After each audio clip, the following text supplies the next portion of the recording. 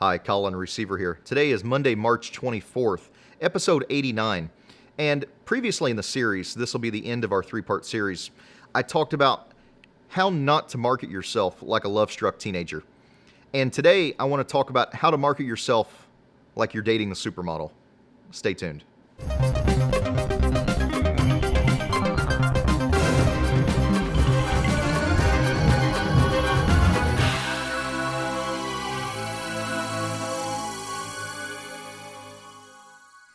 A book came out a few years ago, and it was written by a pickup artist who was really more of a geek than a hunk.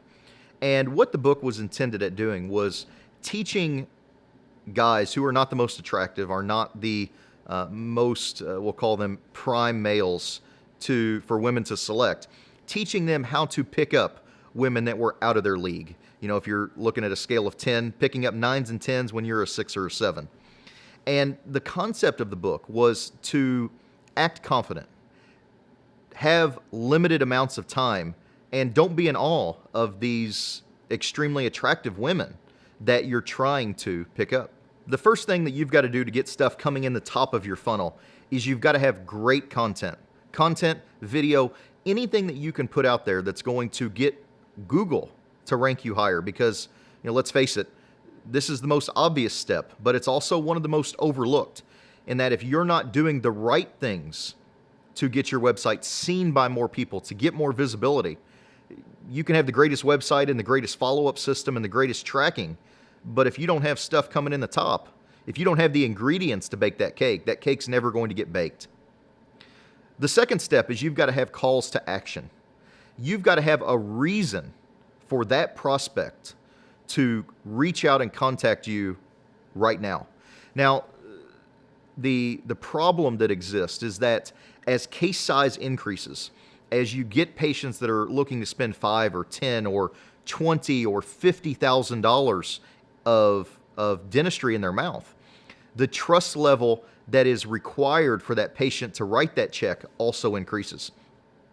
So if you're marketing for $25,000 a jaw all on 4 cases, and you think these patients are going to reach out to you right now, and you have no follow-up system in place, you're going to miss out on the lion's share of these patients. These are patients that are going to take 3 months, 6 months, 12 months. We've even tracked 18, 19 months from initial contact until they actually call your office and schedule the appointment to come in and have you treatment plan them. These are patients that are looking to spend, in some cases, their life savings almost, a large sum of money, and they are not going to make this decision lightly or quickly. They're going to do a lot of due diligence, a lot of research, and find out what is truly best for them. The third item that you've got to have is you've got to be following up. I mentioned this just a moment ago, but follow up. You're going to have 90% of your cases close after the 7th touch that you have with the prospect. The National Sales Executive Association found that 90% of your sales are going to close after the 7th touch. They actually carried this study up to 12 touches and found that 100% of decisions are made by the 12th touch. Now, that may not be a yes decision, but it's important that you get the prospect to reach a decision whether it's yes or no, because you can work with yes or no. Maybes you can't really work with.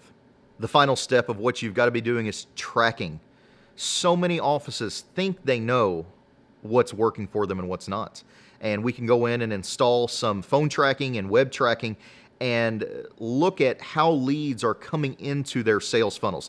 Online, offline, phone calls, emails.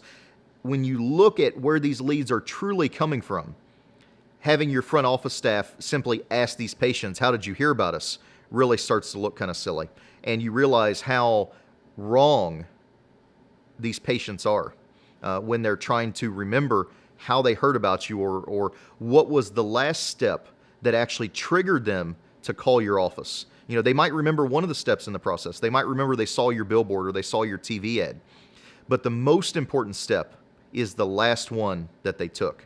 What we found with doing inbound marketing with Infusionsoft is that dental practices that incorporate automated follow-up and inbound marketing techniques and are leveraging Infusionsoft are getting 54% more leads into the top of their funnel than those that don't.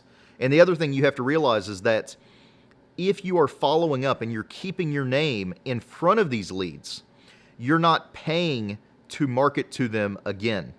Once you've acquired that lead, your cost to follow up with them forever and keep your name in front of them forever is almost zero.